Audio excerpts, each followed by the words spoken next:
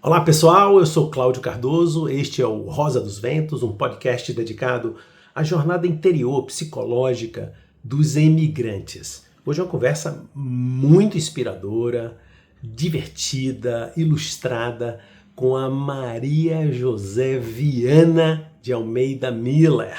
Na verdade é uma grande amiga. Vocês vão ver que durante a conversa eu falo várias vezes, a chamo de Mazé Miller, né? Mazé, como a Maria José é conhecida. Ela tem uma formação impressionante, na verdade, né?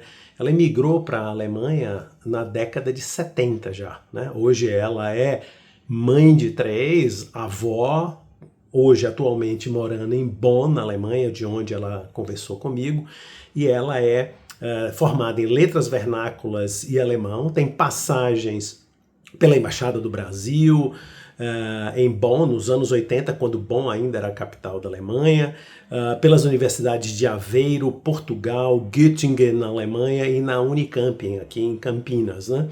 Além de atuar em diversas instituições, como o DAAD, que é o Serviço Alemão de Intercâmbio Acadêmico, a revista Humboldt, o Departamento de Imprensa e o Ministério de Relações Exteriores da Alemanha, o Instituto Goethe e várias editoras alemãs. É uma conversa muito legal, realmente, não percam, porque a gente vai, inclusive, falar de coisas que têm a ver com a minha história também. A Mazé, ela veio não uma geração inteira, mas um período antes de mim. E somos ambos estudantes do colégio de aplicação, existiam esses colégios ligados às universidades públicas brasileiras. Enfim, é uma conversa muito legal, muito inspiradora. E eu tenho certeza que vocês vão gostar muito. Então, por isso, se inscrevam no canal. Eu peço que se inscrevam no canal para que o nosso trabalho seja mais divulgado. Ao final, dê o seu gostei ou não gostei e vem comigo para essa conversa incrível com a Mazé.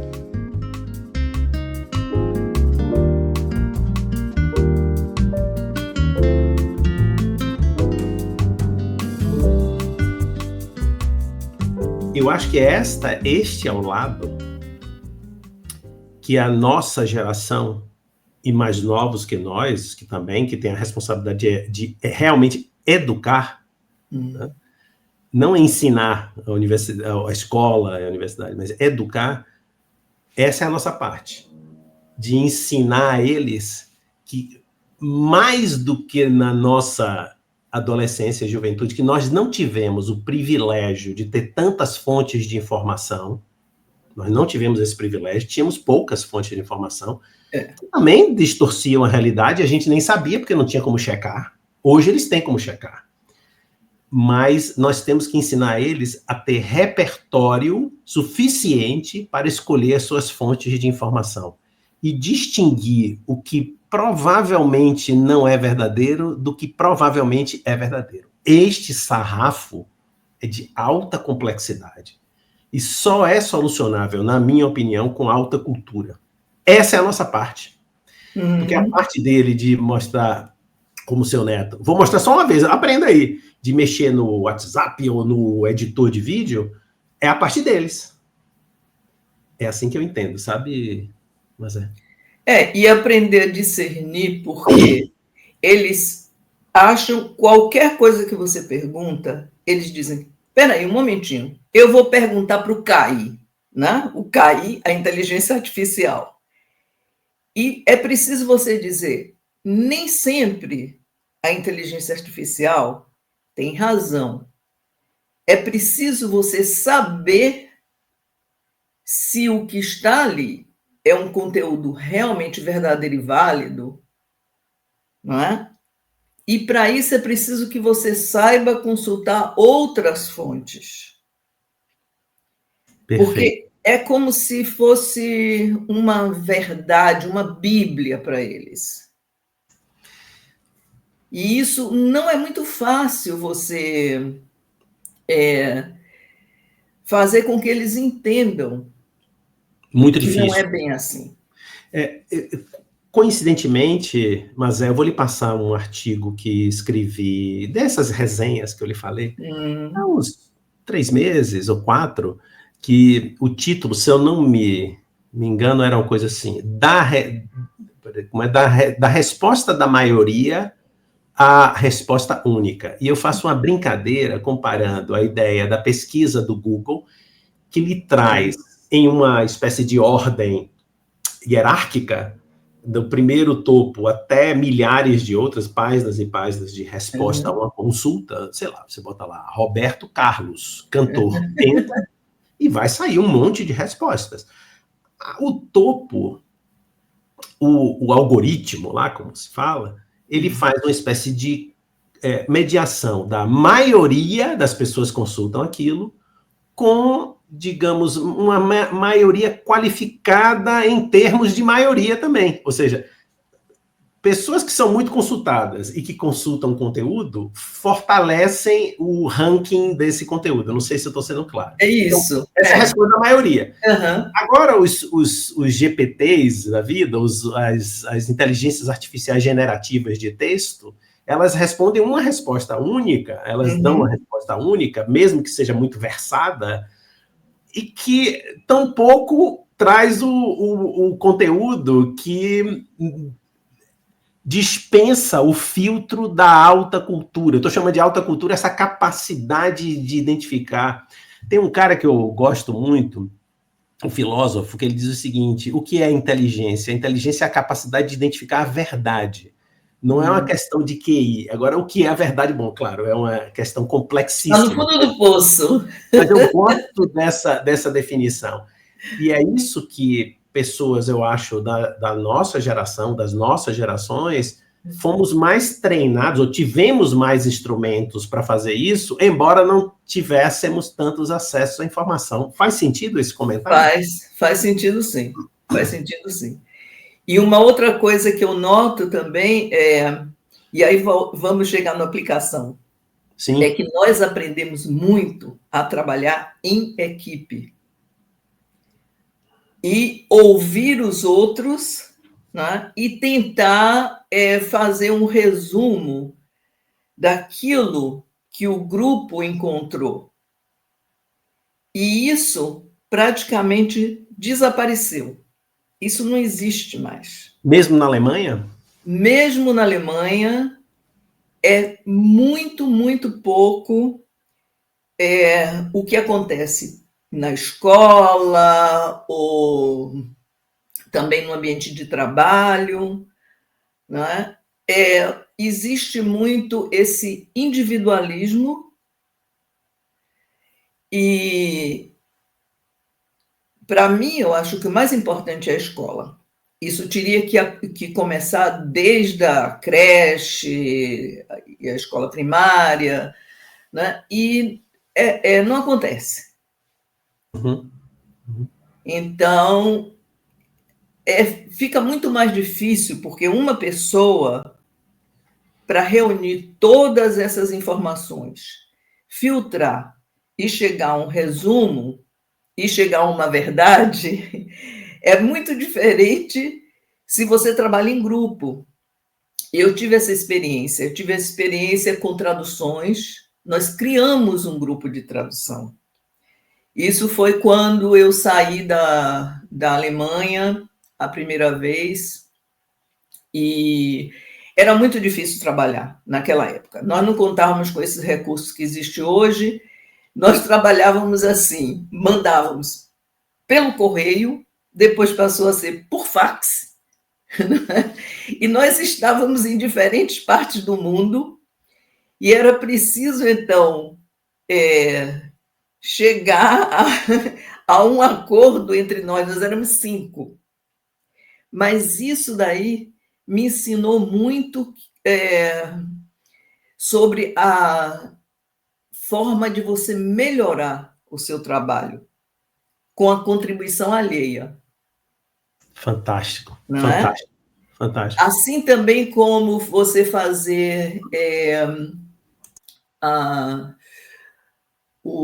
correção de textos, não é? Se você faz sozinha, você acaba por ficar cansada dentro de pouco tempo e muitas coisas passam despercebidas. Então, se você lê um texto, você faz as correções e depois um outro colega lê e faz aquelas correções, é muito melhor. O resultado é, assim, proporcionalmente muito, muito melhor. Interessante, né? Mas eu queria pegar essa nossa introdução aqui, mas e fazer o seguinte, uma coisa que eu tenho refletido nos últimos anos, talvez, é de que o que mudou, né? Assim, é muito complicado, mas uma coisa eu tenho, assim, uma certa... Eu noto que se destaca, são as temporalidades. Por exemplo, você disse, olha, no começo, esse grupo de tradutores pelo mundo, eu já morava na Alemanha, já era um imigrante, nós falávamos por correios. O tempo de uma ida e volta se contava provavelmente a um mês, no mínimo, pelo menos, tá? No mínimo, né? 10 dias, 15 dias para chegar, ou 5 dias para chegar, ou tinha tempo da pessoa responder, refletir. Então, este tempo, ele não é um tempo, para a lógica atual, um tempo morto, de espera enfadonha, sem nada na cabeça. Não, era o tempo de refletir, de pensar, puxa, aquilo que eu escrevi, eu já escreveria de outra forma, fazer uma correção. Quer dizer, as temporalidades, eu estou usando esta imagem que você trouxe como um exemplo, mas as temporalidades mudaram em todos os sentidos, não é? Coisas triviais, como uma pessoa aguardando outra durante meia hora num ponto de encontro. Não existe mais, porque você pergunta onde você está. Se é que você não vê onde a pessoa está, não é? E então dá tempo de tomar um café. Esse tempo de tomar um café já muda a temporalidade das atividades. Percebe? A gente poderia gastar um programa inteiro aqui. Eu tenho um exemplo aqui, tem um exemplo muito interessante. Eu trabalhei aqui na Alemanha numa instituição de cooperação para o desenvolvimento. Nós trabalhávamos nesse esquema. Vinha um pedido, né, de ajuda para um programa, então esse pedido era analisado e, se fosse aceito, então ia uma resposta para se dar início ao programa. Depois que nós começamos a usar o fax, o meu departamento trabalhava muito com países da África, países também de língua portuguesa e etc. Chegava um pedido por fax, daí talvez a uns 10 minutos, 15 minutos, alguém ligava. Já tem uma resposta para o nosso pedido. Incrível, hein? Entende? Quer dizer, todos esses pedidos eles eram reunidos. E havia, então, uma reunião de departamento, eles eram analisados por várias pessoas e aceito ou não. Só que esse tipo não existia mais. A resposta tinha que ser imediata. Incrível, incrível. Que mudança fantástica. Mas voltando ainda um pouco mais no tempo. Sim. E muito a ver com o tema do Rosa dos Ventos, essa ideia que eu estou me propondo a fazer, de fazer uma reflexão sobre as jornadas interiores, espirituais, psicológicas da imigração brasileira, especificamente, mas da imigração de uma forma geral. Você imigrou nos anos 70. Isso. E eu vou puxar um gancho aqui da própria educação. Você já mencionou aí que não fomos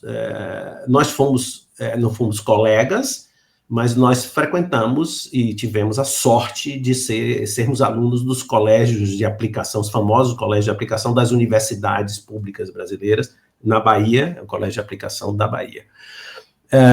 Então, sem me estender muito, queria voltar um pouco no tempo e lhe deixar à vontade para falar do jeito que você preferir, esse momento em que você sai da sua educação fundamental e média, né, como se diz hoje aqui no Brasil, e vai para a universidade fazer letras vernáculas em alemão, e essa jornada da imigração.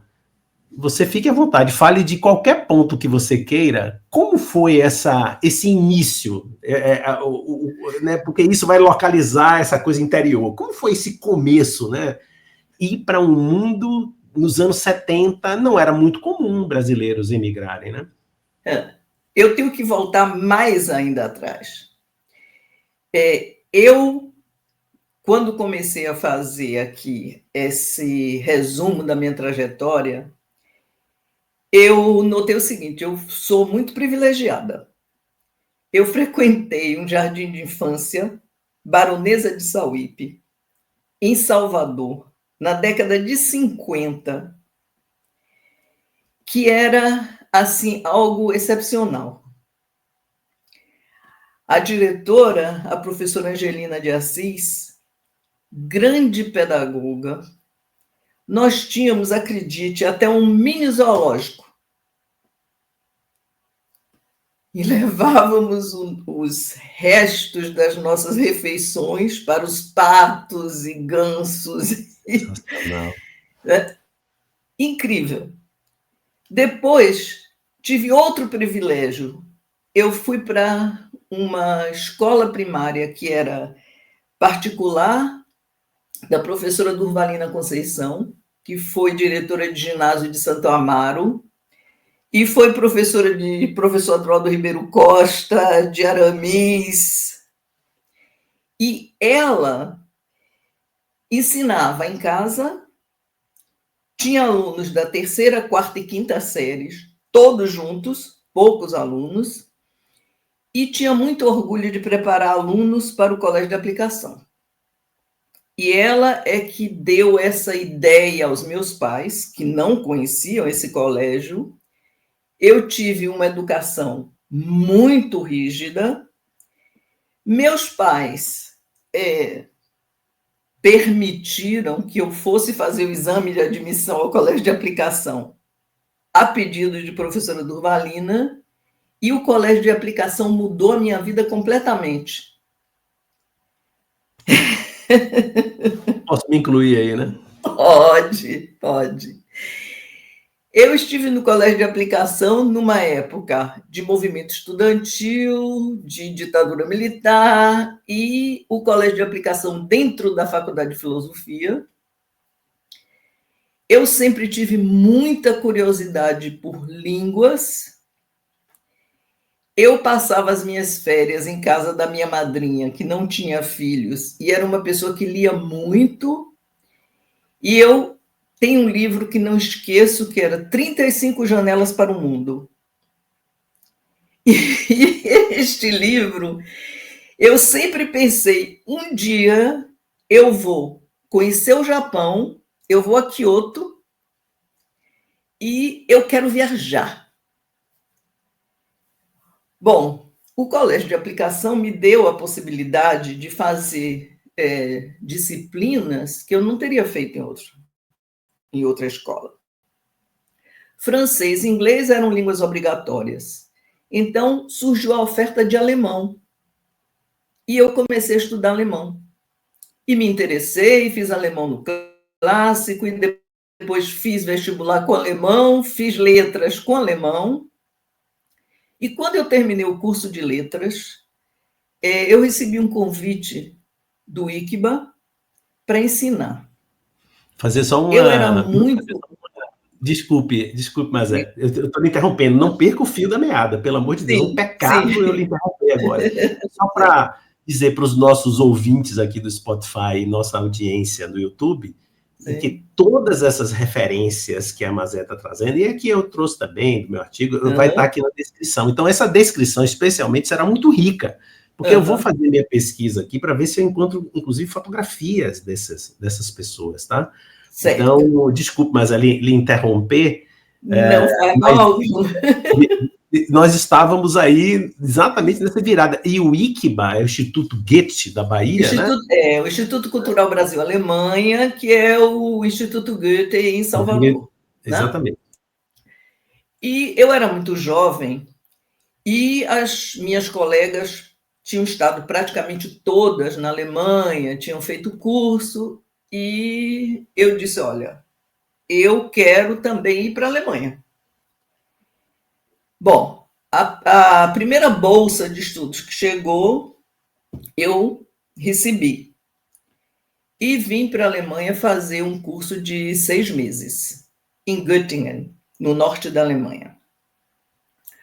Bom, a essa altura, eu já era casada, foi o meu primeiro casamento, e tinha uma filha.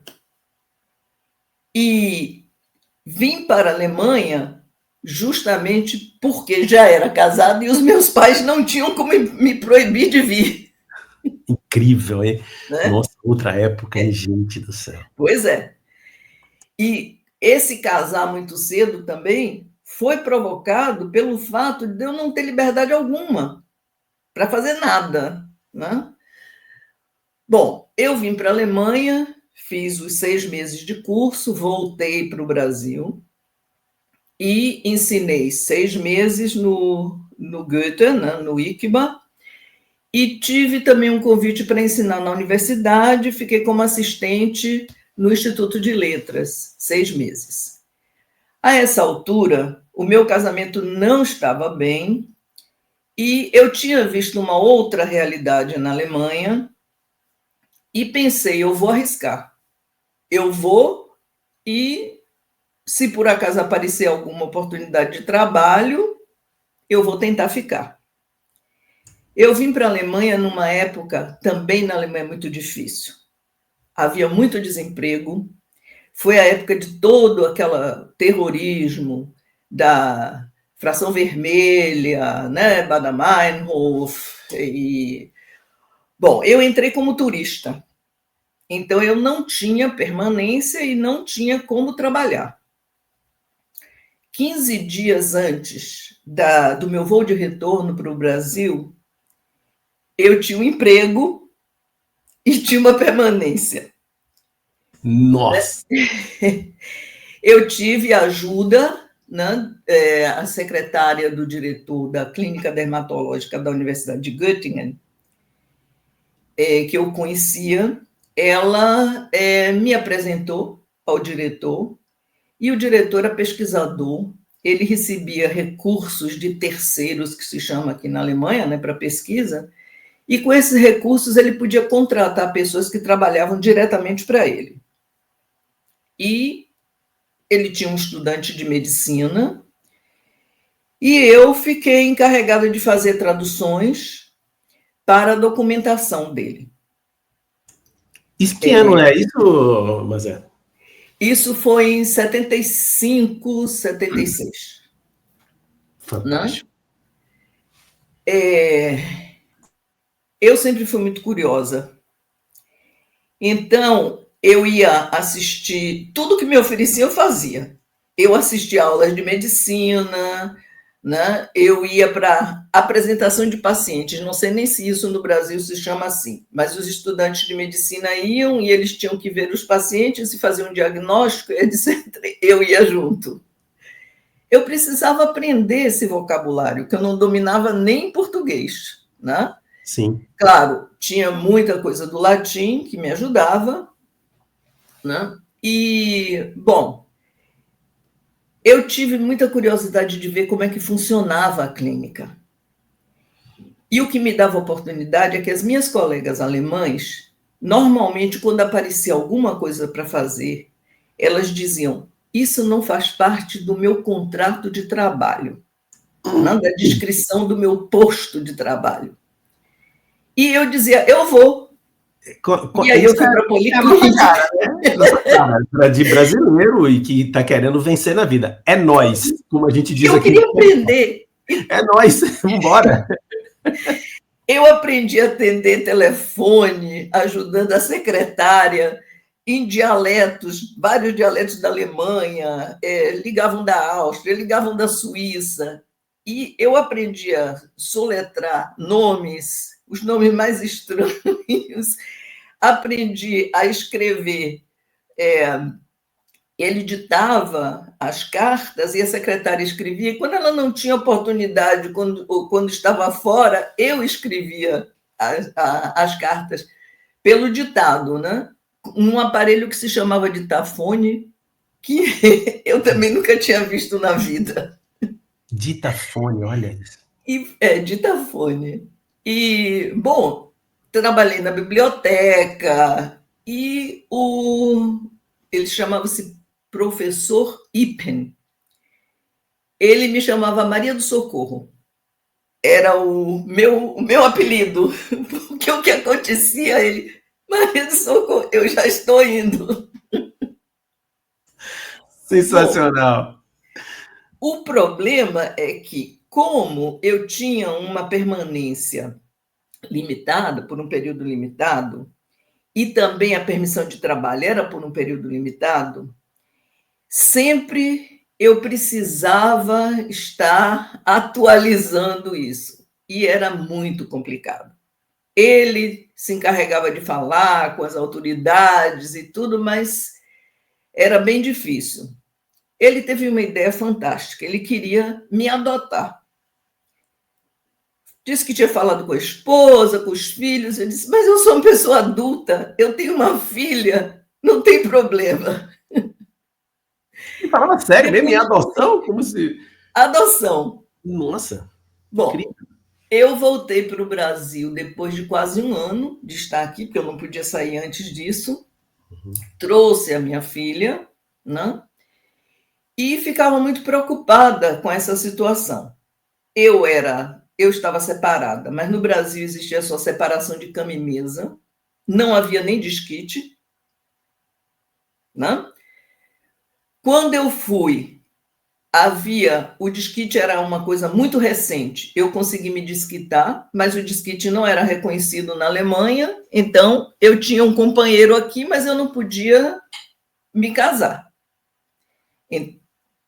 Esse não era um caminho para eu ter permanência, né?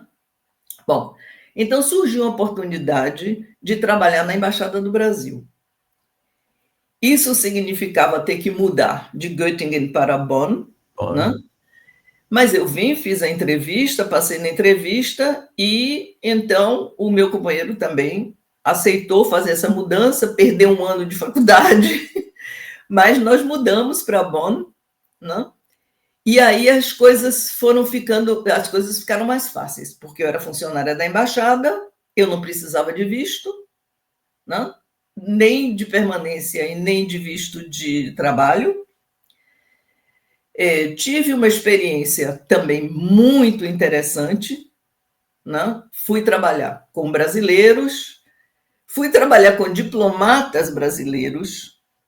Eu não sei se você sabe, Vinícius de Moraes foi Sim. praticamente exonerado do Itamaraty, então não é muito fácil assim, né? O trabalho, mas foi muito bom, foi uma boa experiência. Nesse intervalo eu tive mais 2 filhos e surgiu então a oportunidade de ir para Portugal. Aí a gente já está falando dos anos 80. Dos anos 80. 80. Desculpe, mas porque foi sim, quando eu estava naquele período na França e eu lhe visitei, única vez, vocês me receberam da forma mais que eu consigo imaginar, generosidade na minha vida. Tem uma caixinha, generosidade. Eu disse, não, peraí, deixa eu te mostrar como foi que o Christian e a Mazé me receberam na Alemanha. Pronto, isso é generosidade. Então eu mostro para as pessoas e não fecho a caixinha, a pessoa já entendeu. Mas eu estou comentando isso porque, só para destacar algo que não é nada além do pessoal, do encantamento que eu tive, a gratidão que eu tenho até hoje para vocês. Mas é o seguinte, eu me lembro que era, eu não sei pronunciar direito, que era Baden-Godesberg, que é uma coisa isso, assim, Baden-Godesberg, que era próximo de Bonn, como se fosse um bairro ali de Bonn, e destacar para as pessoas que estão nos ouvindo, só para concluir, desculpa, mas que Bonn era a capital da Alemanha, porque Berlim, meus amigos, tinha um muro nessa época. Já ouviram falar de um murão ali no meio? Então, Bonn era a capital da Alemanha Ocidental. Exatamente. Só para destacar isso para as pessoas, tá? Então, vamos lá. Aí você está indo para Portugal agora, em Aveiro. E a essa altura do campeonato, né? Eu já passou a lei do divórcio no Brasil, e eu já pude casar. Não, passou a lei do divórcio, não, minto. Passou a lei do divórcio, mas não foi por isso que eu casei. Quando a lei do divórcio passou e eu ia me divorciar para poder casar, o meu primeiro marido faleceu. faleceu muito jovem, eu fiquei viúva, então o divórcio já não foi mais necessário. Então eu casei, né, e não teria mais problemas de estar na Alemanha. Mas o Christian teve essa oportunidade de ir como leitor.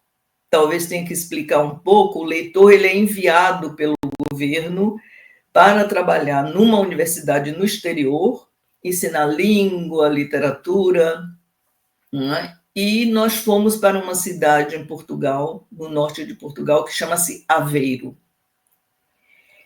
Naquela altura, Portugal era muito fechado, não fazia parte ainda da comunidade europeia, era comunidade, né? E Aveiro era uma cidade muito pequena e a universidade muito nova. Foi outra experiência muito interessante. Eu, como brasileira, tinha regalias, então, para o Christian ter o visto foi mais fácil através de mim, né? E foi um período, para nós, de uma experiência fantástica, porque uma universidade que está no início, ele foi o primeiro leitor no departamento de alemão, né? E havia muito poucos brasileiros, alguns dentistas, foi a época dos dentistas que foram para Portugal, né? E nós éramos, assim, umas aves raras.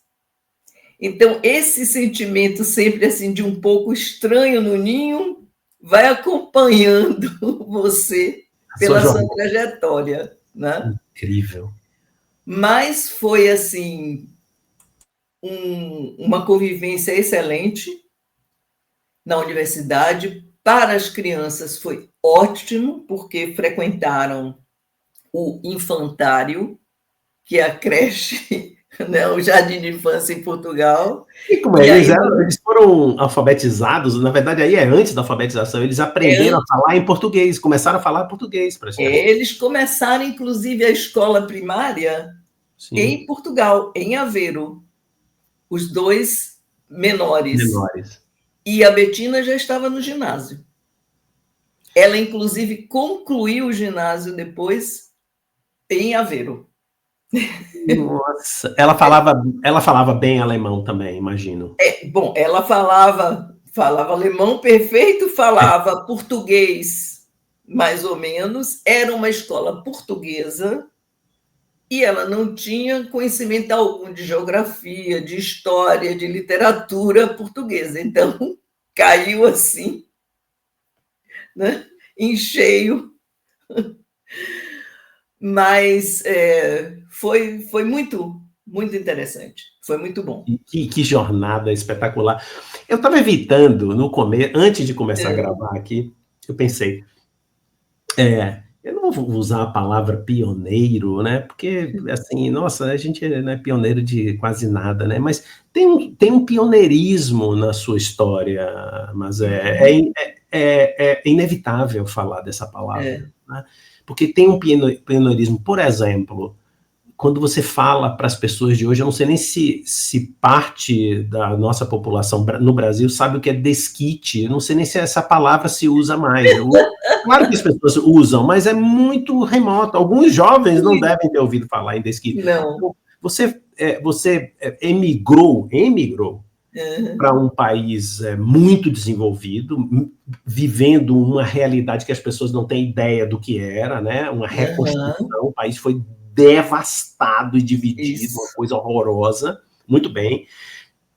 Fora isso, numa época que nem havia a possibilidade do divórcio, em que os pais exerciam esse controle de muito autoritarismo sobre as mulheres também, não é? Quer dizer, uma coisa que para muita gente, parece algo de uma época remota, e nós dois fomos testemunhas dessa época, né? E estamos aí. Você fez essa... Eu estou me alongando aqui nesse comentário, mas para destacar essa ideia, a palavra pioneiro aparece na sua vida. Você foi pioneira na criação. Eu estive nessa universidade muitos anos depois para fazer uma palestra lá em Aveiro, já nos anos 2000, talvez, no início dos anos 2000. Você estava lá quando a universidade estava sendo construída, com aquela proposta dela de ser um centro politécnico, tecnológico em Portugal. Eu conheço um pouco. Quer dizer, tem pioneirismos em todos os momentos, praticamente, da sua vida, de criar uma família, de ter uma família que era de filhos de 2 casamentos, com um alemão morando num país que também não era a língua dele, enfim. Desculpa me alongar, mas realmente... Não, é muito interessante porque há muitos detalhes, não dá para a gente contar tudo, mas nossos alunos foram, em grande parte, assim, os primeiros de uma família portuguesa a frequentar uma universidade. Eram, na sua maioria, meninas, mulheres, nunca tinham deixado a casa dos pais. Nós fizemos uma viagem para a Alemanha com uma bolsa. Foi dificílimo. Houve meninas que não tiveram a coragem de falar em casa com os pais, até a véspera quase da viagem. Nossa, né? Senhora, incrível. É impressionante. Hoje, mesmo em Portugal, ninguém acredita nisso, né? E, bom, nesse tempo em que eu estava em Portugal, Portugal entrou para a Comunidade Europeia. Houve toda uma reviravolta. O Christian passou a ter regalias que eu não tinha. Inverteu-se tudo. Em Portugal, eu estive lá numa época em que as pessoas, eu dizia para Salvador, que é uma cidade, nossa cidade pobre, uma cidade pobre, né, simples. Eu dizia para as pessoas, vocês não têm noção do que era a Lisboa que eu vi. E Portugal nessa época, então... Pois é. Aveiro está irreconhecível, né? Então, foi uma mudança, assim, bem brusca. E você falou no muro. Quando caiu o muro, eu, por acaso, estava na Alemanha. Nós estávamos morando em Portugal, mas eu vim para a Alemanha com uma bolsa do Goethe, com professores de alemão do mundo inteiro. Nós fizemos uma viagem pedagógica. Nós estávamos numa cidade chamada Kassel, fomos dormir, quando acordamos, o muro tinha caído. Nós chegamos para tomar o café da manhã, o muro caiu. Sim. Bom, a reação de todos foi: vamos imediatamente para Berlim. Mas aí você vê a rigidez dos alemães. Não. Temos que seguir a viagem de acordo com o planejamento. E se alguém deixar o grupo, vai ter que reembolsar toda a viagem. Divertidíssima essa história. Seguimos, né, a viagem até o final. Eu digo, novamente privilegiada, quando terminou a viagem, o meu sogro foi me buscar e fomos até a fronteira, porque os meus sogros moravam numa cidadezinha que era praticamente ao lado da fronteira com a Alemanha Oriental. Né? E então fomos até lá. E foi uma situação de euforia, eu nunca tinha visto aquilo na Alemanha. As pessoas vindo do leste e ao lado nas margens da estrada, os alemães da Alemanha Ocidental com mesas, com revistas, jornais, bananas, laranjas, que as pessoas do outro lado não conheciam ou não tinham oportunidade de consumir normalmente, para dar as boas-vindas. Que coisa maravilhosa. realmente uma situação assim. Sei lá, eu acho que houve talvez 10 situações dessa no século XX, né? Uma coisa, é um marco divisor de águas do globo. Um dos marcos, né? Claro, não é o maior, porque teve outros episódios extraordinários, mas é engraçado porque a viagem já estava programada. Então o pessoal disse: olha, está acontecendo ali é o seguinte, a descoberta da América. Não, mas não está no programa da gente. Não. Você vai perder de ver Colombo chegando nas Antilhas? Não dá, não está no programa. Bom, e outra coisa inédita, as lojas abriram num domingo. Né? Os alemães do leste recebiam 50 marcos, cada um que atravessava a fronteira recebia 50 marcos para fazer compras. E as lojas abriram no domingo, na Alemanha. Inacreditável. Que extraordinário, Marcelo. Pois é. E você estava lá, na verdade você morava em Portugal. Eu morava em Portugal e estava por acaso. Né? Assim como o Christian chegou na universidade e a secretária disse: o senhor está contente? E ele, contente? Por quê? Ele não tinha visto notícias ainda. Não sabia da queda do muro. Incrível. Né? Então foi assim. E outra coisa, Cláudio, que eu notei foi o seguinte, é que na minha vida houve assim um ritmo mais ou menos de entre 5 e 6 anos, uma mudança. Né? Nós estivemos 6 anos em Portugal e aí decidimos voltar para a Alemanha.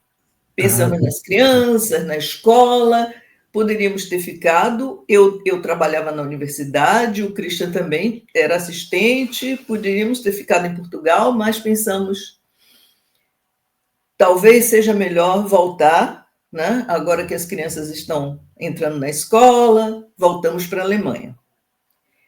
Em Portugal, eu trabalhei a tempo integral na minha profissão. Voltei para a Alemanha, a situação mudou completamente. A situação era assim e continua sendo. Não há infraestrutura para a mulher trabalhar a tempo integral, fazer carreira. Isso aqui não existe. Né? É muito difícil então, no mundo todo. Eu passei a trabalhar part-time, né? Comecei também a fazer traduções, aquilo que eu podia fazer em casa. Não existia home office como existe hoje, né? Então, a situação mudou completamente. Eu saí de novo da minha profissão e vim fazer uma coisa diferente. Foi quando eu trabalhei naquela instituição de cooperação para o desenvolvimento. Né? Aí fui trabalhar como secretária bilíngue nessa instituição. Que chama DAAD, né, em português. Não, essa que eu trabalhei chamava-se EZE, né?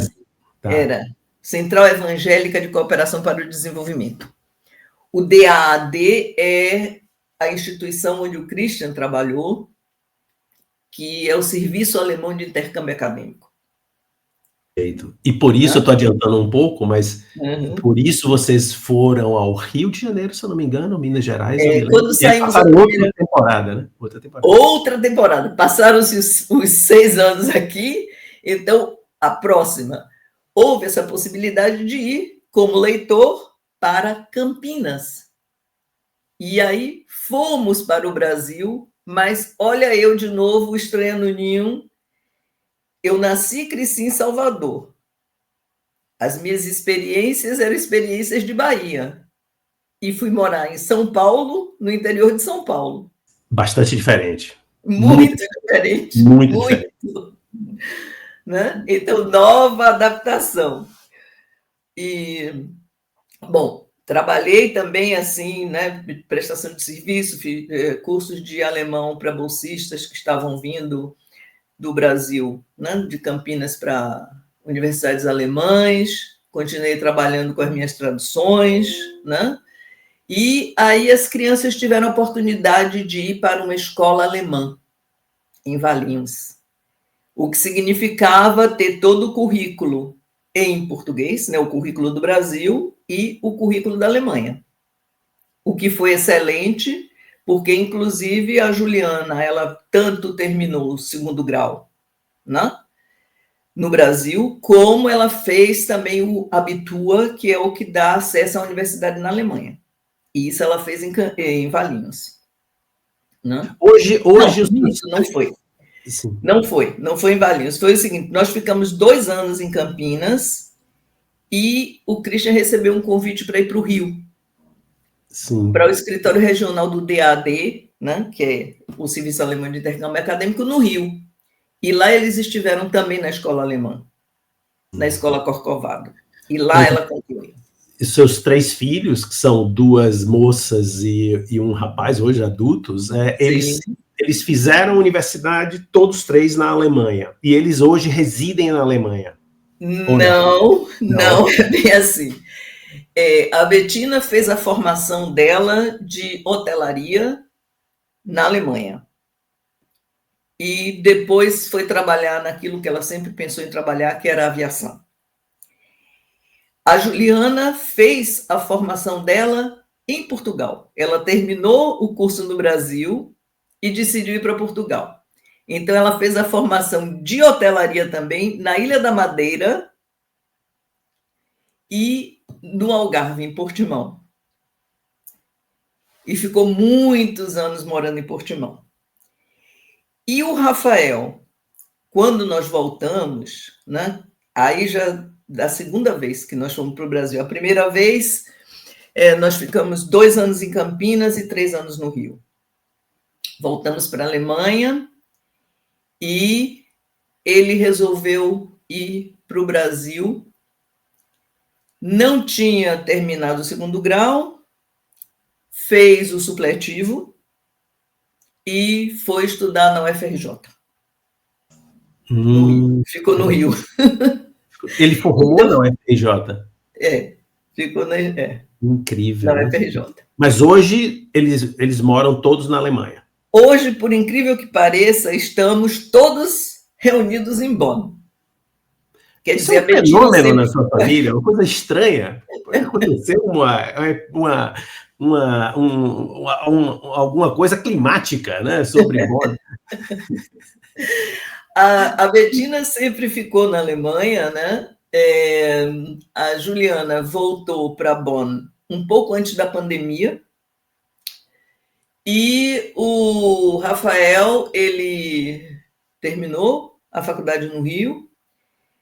Aí conheceu a esposa, que é japonesa, que tinha ido estudar português no Brasil, no Rio, fazer curso de português. Ele estava fazendo japonês na universidade, se conheceram num tandem, que é aquela coisa de você fazer, né, uma troca de idiomas, quando um é falante de um e o outro falante de outro. E casaram, ficaram um tempo no Rio, depois decidiram vir para a Alemanha. Né? E hoje está aí, quer dizer, tem um momento, mas eu estou adivinhando, tá? E também, claro, por informações que a gente troca aqui e ali, pouco, mas a gente fica um pouco a par da vida de um do outro. Hoje você está vivendo um momento de avó, mãe, não é? Esposa de longa jornada também, de um casamento... Pois é. Sucedido. Somos dinossauros. Os dinossauros, mas os dinossauros com isso que a gente começou a conversa falando, né? Qual é o nosso lugar? E eu acredito muito nisso, de transmissão é uma coisa meio ambiciosa, de transmissão de um caminho para a sabedoria. Não é apenas conhecimento, mas aquele andar de cima, como construir sabedoria para você conseguir transitar pela complexidade da vida e a complexidade do mundo de hoje, que é muito maior, eu acredito. Hoje o mundo é mais complexo, né? Aparentemente, pelo menos, né? Agora, mas se eu tivesse todo o tempo do mundo, a gente seguia aqui, mas já pensando em encaminhar a nossa conversa para um fechamento, eu queria formular uma questão para você, especificamente, porque você é uma mulher, a gente já falou dessa questão do pioneirismo, que você nunca teve essa pretensão nem nada, mas você foi pelo seu próprio ímpeto, seu caráter, seu destino, seja lá o quê, você foi quebrando barreiras e ao mesmo tempo construindo uma vida em comum, uma vida em comum. Como foi toda essa jornada para você? Porque eu sei que você tem algo que eu tento cultivar em mim todos os dias, de gratidão pela vida, muita sorte. Eu me considero também, como você, uma pessoa de sorte. Por exemplo, por ter tido colégio de aplicação na minha vida, que foi algo que completamente mudou a minha perspectiva. Talvez as pessoas ouvindo aqui, a gente não tenha noção de que a gente tinha aula de teatro com o irmão da Zizi Posse, né? Quer dizer, a gente viu o Otton Bastos dando aula para a gente, quer dizer, é um negócio assim, as pessoas nem acreditam que era isso na nossa escola, né? Então, como se você pudesse fazer uma pequena fala sobre essa jornada para você, para Mazé, essa jornada toda, como é que você resumiria isso? Porque tem o elemento de migração muito presente em toda essa jornada. Olha, eu sempre, como eu disse desde o início, tinha essa curiosidade de ir para outros lugares, ver outros países, mas eu nunca pensei que eu fosse conseguir isso. E quando eu penso que eu tive a oportunidade de não só ir a outros países, mas de viver em outros países, outras realidades, criar amizades, laços de amizade e manter as amizades que eu sempre tive. Desde o início eu tenho amigos que foram do aplicação, né? Eu só posso agradecer por isso, né? Sem dúvida, sem dúvida. Mas você também soube, né, alimentar isso, né? Mas você tem essa... do que eu lhe conheço, né? Você tem esse valor de alimentar, dar comidinha para a planta, regar a planta da amizade e tal. Então, realmente, isso é um privilégio. É uma jornada, eu diria, assim, do meu ponto de vista, é uma jornada de emigração e, ao mesmo tempo, de difusão de culturas, né? E você vai carregando esses valores, o melhor de cada lugar, né? Então, isso é impressionante. E, ao mesmo tempo, de testemunho, né? Eu acho que isso fica essa marca para mim, né? Você também é uma testemunha da história e da vida, né? Dessa vida. E agradeço também a meus pais ter aprendido a receber, né? Gostar de ter pessoas à volta, né? De servir as pessoas, de conviver. Isso foi uma coisa que eu aprendi em casa.